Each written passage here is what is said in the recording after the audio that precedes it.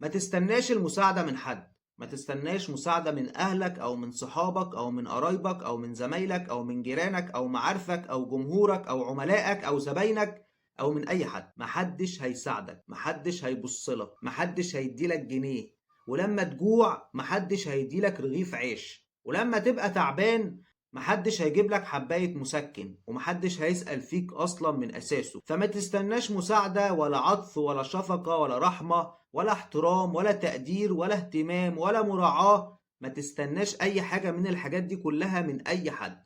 الناس كلها وحشة، الناس كلها تعبانة، الناس كلها مريضة. فما تستناش أي حاجة من أي حد. ما تستناش المساعدة من الناس اللي انت ساعدتها. ما تستناش أي حاجة من أي حد. ما تستناش أي شيء من أي حد.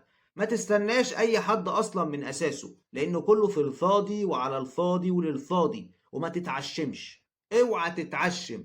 العشم بيقلب لخوازيق، شجرة العشم بتطرح خوازيق، فهتتخزوق وهتتبهدل وهتتهان وهتتفرم وهيتحط عليك. فريح دماغك وكبر مخك وما تعملش جدع، اعمل فلوس. حكمة النهاردة وحكمة كل يوم وكل ثانية وكل ساعة وكل دقيقة: ما تعملش جدع، اعمل فلوس. بجد يا جماعة، الحاجة الوحيدة اللي هتنفعك في حياتك الشخصية وفي حياتك العملية هي الفلوس، هي الكاشات، هي الماني. فما تستناش اي حاجة من اي حد. ما تستناش حد يقولك تعمل ايه ولا ما تعملش ايه. ما تستناش حد يجي ينظر عليك.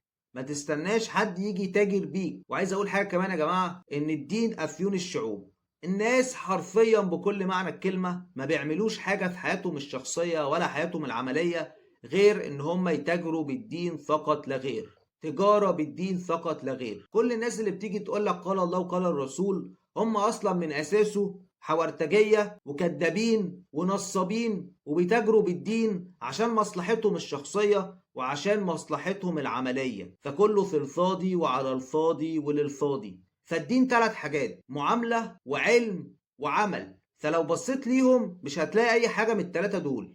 كل اللي هتلاقيه تجارة بالدين، مزايدة عليك وتجارة عليك وتجارة بيك. وفي الاخر مين اللي هيطلع خسران؟ حضرتك وحضرتها وحضراتكم وحضراتهم وحضرتي. فريح دماغك وما تخليش حد يطرطر في دماغك، وما تسلمش ودانك لأي حد عشان الدنيا صعبة. فما تصعبهاش على نفسك ولا عليا ولا على أي حد، وطز فيك وطز فيا وطز في الدنيا الغبية. لو عجبك المحتوى اشترك في القناة وفعل الجرس، لايك وكومنت وشير. وبس كده خلصنا الحلقة. سلام. صل على النبي. اللهم صل وسلم وبارك على سيدنا محمد.